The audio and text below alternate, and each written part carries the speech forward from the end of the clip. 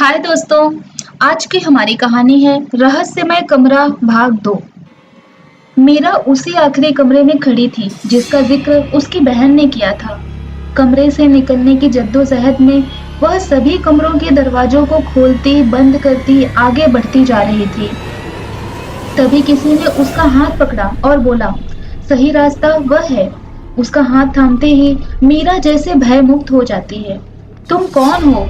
मीरा जाने से पहले पलटकर उससे पूछती है। तुम्हारा साया। उसकी आवाज सरगोशी में बदल जाती है।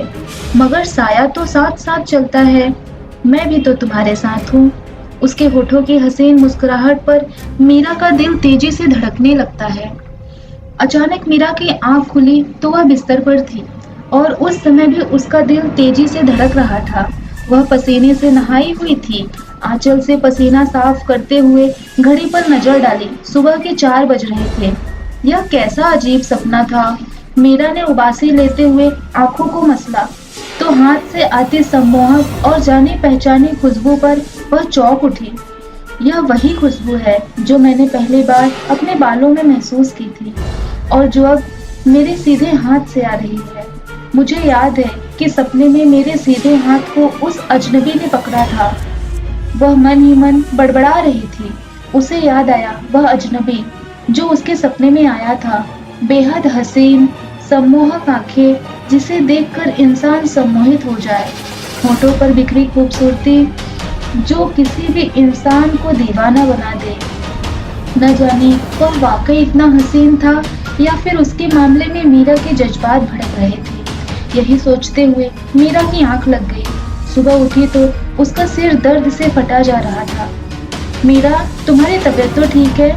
शिवानी ने मेज पर नाश्ता सेट करते हुए पूछा। अजीब सी तबीयत हो रही है, उसने बोझिल लहजे में जवाब दिया। घर वापस जाना चाहती हूँ दीदी, लेकिन अभी तो तुम्हें आए सिर्फ 2 हफ्ते हुए हैं। थोड़े दिन और रुक जाओ, तुम्हारे जीजा जी आ जाएंगे, तुम तब चले जाना। देखो, मैं अकेली रह जाऊंगी, शिवानी ने अपनी परेशानी बताई। तो मीरा चुप हो गई। वह सम्मोहक लहजे में मीरा से पूछ रहा था, तुम मुझसे भयभीत हो? नहीं, मीरा की गर्दन इनकार में हिली। फिर मुझसे मिलने क्यों नहीं आई? उसने करीब आकर मीरा के खुले बाल अपनी कलाई में लपेटते हुए झुककर पूछा। तुम जो आ जाते हो। मीरा के होठों से निकलने वाले शब्द जैसे उसके थे ही नहीं। वह हैरान थी। मीरा, तुम यहाँ क्या कर रही हो? शिवानी की आवाज पर मीरा ने आंखें खोल दी और वह उस आखिरी कोने वाले बुतहे कमरे में एक तरफ बैठी थी। तुम यहाँ क्यों आई? मैंने तुम्हें बताया भी था, शिवानी ने गुस्से में चिल्लाया और हाथ पकड़कर खींचते हुए बाहर की तरफ चल दी। अगली रात मीरा के सपने में फिर वही शख्स आया और बेताब लहजे में बोला, मैं तुमसे मोहब्बत करता हूँ और तुम्हें हमेशा अपने पास रखना चाहता हूँ। क्या तुम मेरी खातिर सब कुछ छोड़ सकती हो? उसने सम्मोहित लहजे में पूछा। हाँ, मीरा ने उसकी आंखों में डूबते हुए कहा। मीरा, कब तक सोती रहोगी? शिवानी की आवाज आई और उसने मुश्किल से आंखें खोली। मीरा का शरीर बुखार से तप रहा था।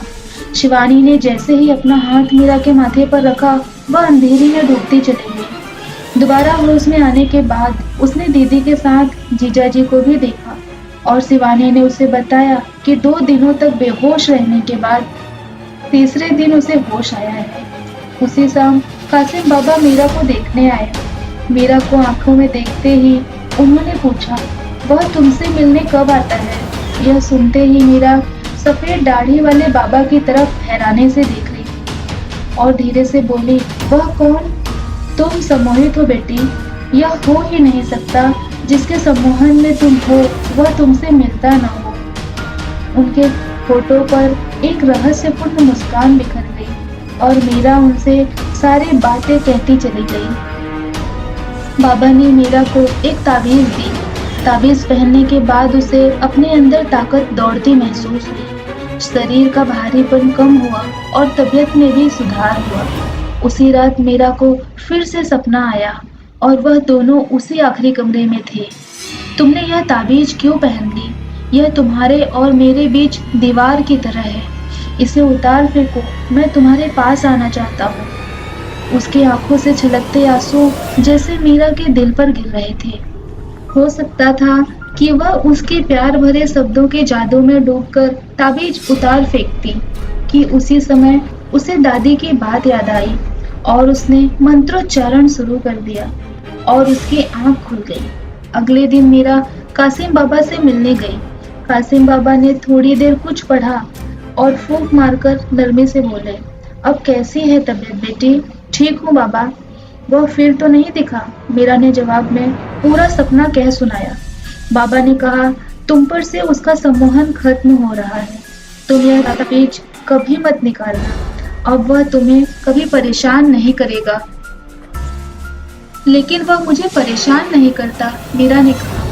अभी नहीं करता, लेकिन जब तुम्हारे माँ बाप तुम्हारी शादी किसी और से करेंगे तो वह तुम्हें और तुम्हारे परिवार सभी को परेशान करेगा।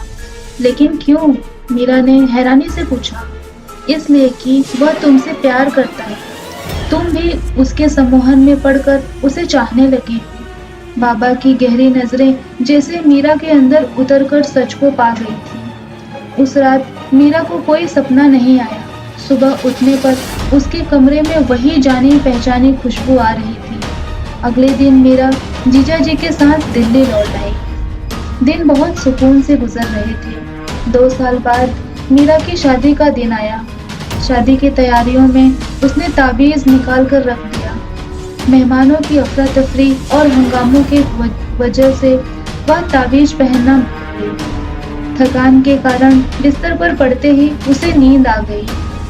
कल तुम्हारी शादी होने वाली है। मैं हमेशा के लिए तुम्हारी जिंदगी से जा रहा हूँ, सिर्फ तुम्हारी खुशी के लिए। मैं तुम्हारी एक अमानत ले जा रहा हूँ और अपनी एक दे जा रहा हूँ।